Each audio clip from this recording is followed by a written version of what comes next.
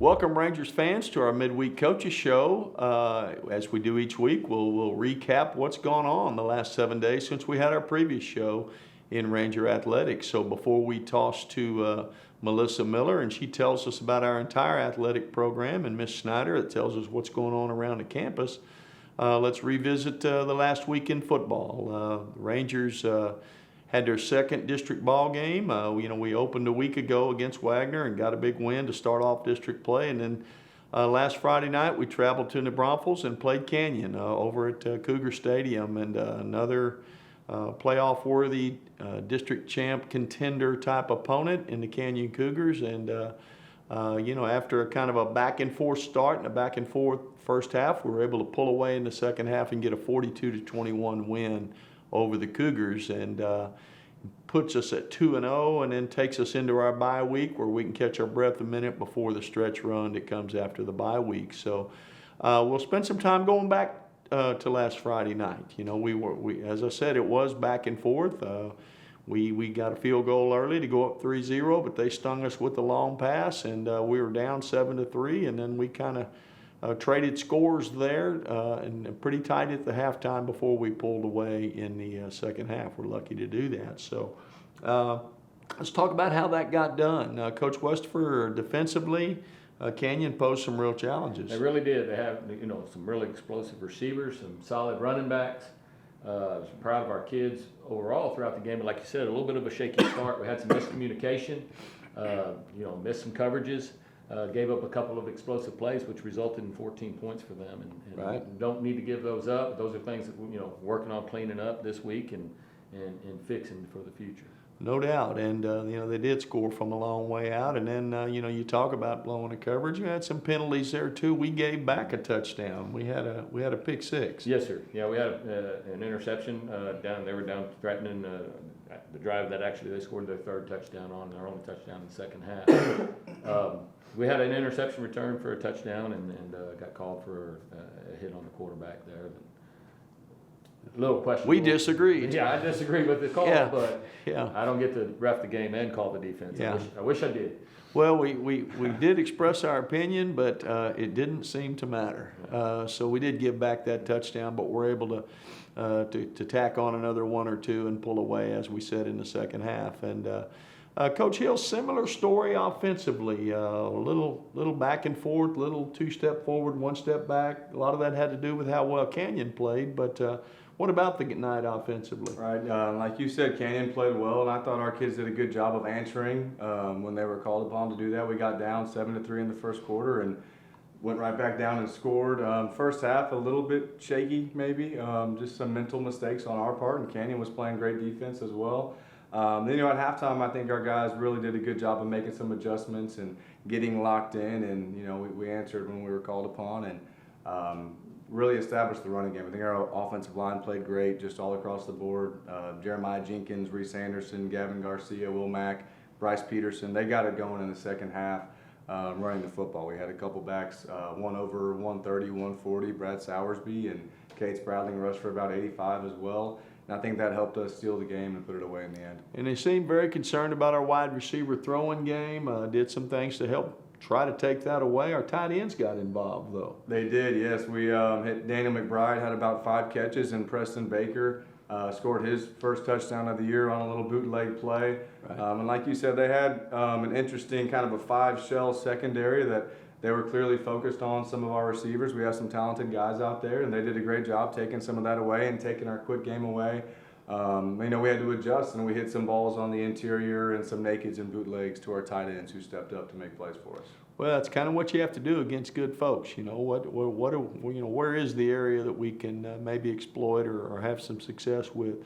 The kicking game, I think Clay Amaya made both of his field goals, all of his extra points, continues to kick the ball through the end zone a lot on kickoffs, but he had a high bloop into the wind that we ended up trapping him down there on the 13-yard line. He punted for a 40-yard plus average, and we got another big turnover on a punt that they misplayed at the end, and we recovered that and went in to score. So, we were pleased that we found other ways other than the traditional ways. Hey, you just stop everything they do, or every play on offense works. that's not real, particularly against a quality opponent like Canyon. So we had to find some other ways. Some were mentioned here in the kicking game as well. But 42-21 victory puts us at 2-0 in district. And now we're at the halfway point of our season. We're 4-1 overall, 2-0 in district. We get a week off now, and comes at a good time. Probably every coach around the district who's also going through an open week would say the same thing. Just catch your breath a minute before the stretch run. We've got a full 2 weeks between games. Using this open week is kind of a let's get better, let's improve on some things, let's fix some things, let's improve other things. Let's get to some parts of our game maybe we haven't gotten to yet or haven't been able to explore yet. So that's kind of what we're doing. And when we come back Thursday a week, we will play Lehman on the road at Shelton Stadium in Buda. We'll talk about that a little bit next time. We hadn't really deep dived into those guys too much. We've been focused on the open week, but good win for us. And now let's see what else is going on in Ranger Athletics. Thanks, Coach Hill, and congrats on a huge win over Canyon this past weekend. As you guys can tell today, I am not here with Miss Snyder. No. I would like to introduce you guys, if you don't know him, to former Ranger football coach, current Ranger assistant principal, Coach Tony Trevino. Coach Miller, thanks for having me on the show. Appreciate it. Of course. Thanks for being here. You bet. Coach Trevino is going to talk about our student and teacher of the week, and then a special group that we want to highlight in a little bit. We're going to start off with everything that's happened this past week in Ranger Athletics. So volleyball had a big 5-set win over an undefeated in district Tybee team last Tuesday. Really proud of the girls, the fight that they had going 5 sets after a road trip out to Kerrville. And then we suffered a tough four-set loss to Canyon on Friday night. So we're looking to rebound. Canyon's always a big game for us. Good thing about volleyball is we get to play them again. You get everybody twice. So we're getting ready for that, getting ready to see them second round. We'll talk about what's coming up in a little bit. Cross country headed out to Kerrville as well to the Tybee Invitational. Our boys team won not just the varsity race, but also the JV race. We've got a really strong boys team this year. We want to give a shout out to Zeb Martin and Luke Smith, who finished 4th and 5th respectively on the boys side. And then our girls side, it was the first time for the girls side to run as a team, and they placed 2nd overall. So that's taking everybody's finishes based on all the people that they play. Finished in 2nd. We want to give a huge shout out to Zaylee Zimmerman, who finished 4th, and to Lily Koenig, a new runner that we have, who finished 5th. So great job to cross country. They're preparing for their district season in a couple weeks. So appears that they're on the right track. Right. Boys Sure. winning 1st in varsity and JV, girls taking 2nd. Speaking of district, in the middle of it is water polo. Our girls lost a tough one to Piper, who actually is a very strong water polo team. But highest score of the season, we scored 12 goals. So Coach Duckworth was really impressed with that. Boys side, we are scrimmaging every week. We are still one boy short from having a full team. Right. So if you know anybody, if you're interested in boys water polo, come see me. Again, season's almost over, but if we could get a couple of matches for those kids, I think it'd be exciting. We're going to finish up with tennis. Tennis had a tough week last week, meaning they faced really tough opponents. We're in a very strong district for tennis. So on Tuesday, we hosted Piper. Final score, we lost 8-10. And then Friday, we had non-district, just in preparation, keeping us tight for everything coming up. And lost to a very good Bernie High School team. However, there are a ton of tennis players playing really, really well. Coach LaWanda is really proud of where we're at right now going into the last couple of weeks. Huge shout out to Jude Bruce, Electra Hart, Coulter Smedley, and Madeline Cheney. Again, Coach LaWanda is proud of the way the entire tennis team is playing, but those are just some kids who've had some big wins in some of these district competitions. So, speaking of some students that we want to highlight, we're going to talk to Mr. Trevino. He's going to talk about our student and our teacher of the week. Yeah, so I'll start with our teacher of the week. Our teacher of the week is Miss Shanika Randall, or as most of you know her, Coach Randall. A couple quotes that were made about her. My student is actually happy to go to math class again. He feels like it actually makes sense now after struggling in Algebra 1. Another quote from a parent. My student is taking her for Algebra 2 and talks about her class every night. So shout out to Coach Randall for being this week's Teacher of the Week. Our student of the week is a young man named Cesar Torres. Cesar successfully applied for a new club on campus, the Multilingual Club. He made passes and posters for the club, actually went to the lengths of approaching Miss Snyder and speaking in his native language of Spanish for a while to kind of prove his point about the need for a multilingual club. He made sure the club was announced on the announcements. The first meeting was this week. Cesar helped facilitate the meeting, and 34 students attended. We appreciate his leadership skills supporting the multilingual club. And speaking of other things on the front of students, band gets going with what they call Bandtober, a day early this weekend. That over the next several weeks, the marching band will be competing in several different competitions across our area of Texas.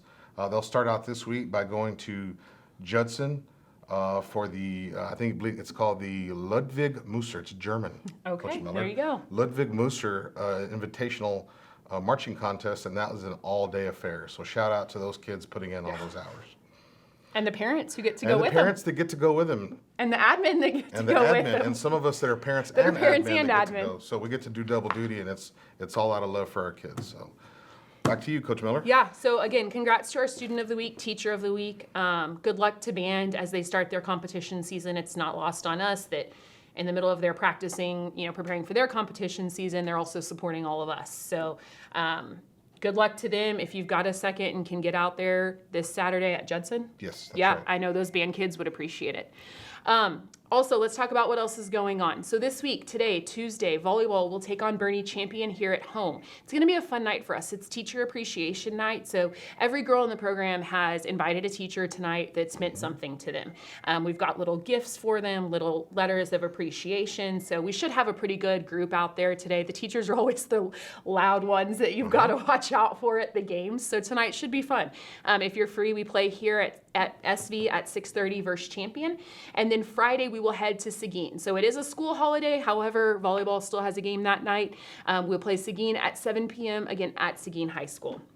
Cross country is going to head to Dallas this weekend. They are going to the Jesuit Cross Country Classic. So this will be their last meet before district.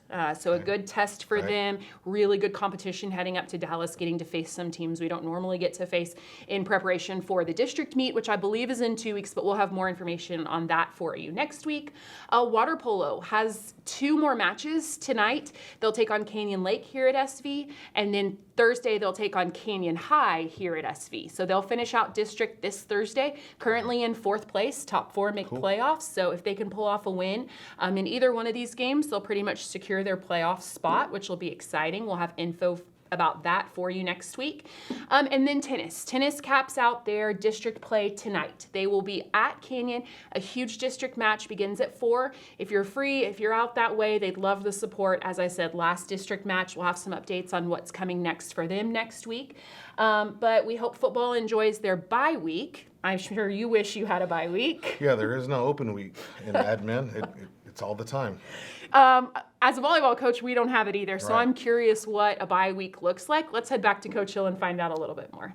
Congratulations to all of our athletes and students and all the different things we have going on at this wonderful campus that we have here at Smithson Valley High School. Not going to kind of talk too much about the upcoming opponent. The upcoming opponent is called Open Week, and we're practicing against ourselves a lot. As I said earlier, looking for general improvement. And Coach Westford, defensively, I mean, what kind of things are we looking for our defense in this Open Week? A couple of things. We're really looking to improve the fundamentals of the game: block destruction, tackling, compressing, working together as a unit and a team. Secondary-wise, communication skills, improving our communication back and forth, making sure we get all our coverages locked in and lined up right. And Some of the things that were problematic the Yes, other sir. night, and then no one's perfect. So now after 5 games, let's take stock of ourselves. Yes, What do we got to get better at? Yes, And I think offensively, Coach Hill, I think on that side of the ball, a lot of times after 5 games, you do a little State of the Union. What is this team good at? Right, exactly. You always go into a year thinking that, we're going to be great at X, Y, and Z, and maybe teams past have been good at those things. And we really find our strengths and weaknesses, and we're really trying to dive into that and what are some other ways we can do these things that we're good at. And maybe what are we struggling with a little bit? Do we need to just altogether remove those things, or how can we improve on those?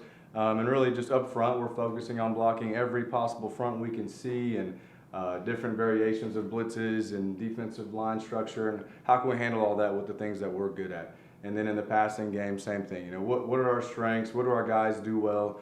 and how can we improve upon that this week?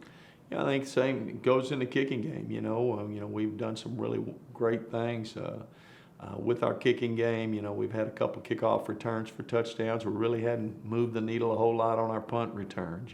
So how come? Why? Why is that? What do we got to do? How do we get there? And just to use that for an example. So we certainly don't think we've arrived. We certainly think we got a ways to go, but we're using this week to try to do it. And we roll in here Monday, then we'll focus on the Lehman Lobos. Our next game, Thursday, as I said, Thursday of next week at Shelton Stadium in Buda. And when we come on next week's show, we'll focus on them and that game, and then encourage you to be at the ball game as we move forward. So thanks for being here today, and we'll see you next time.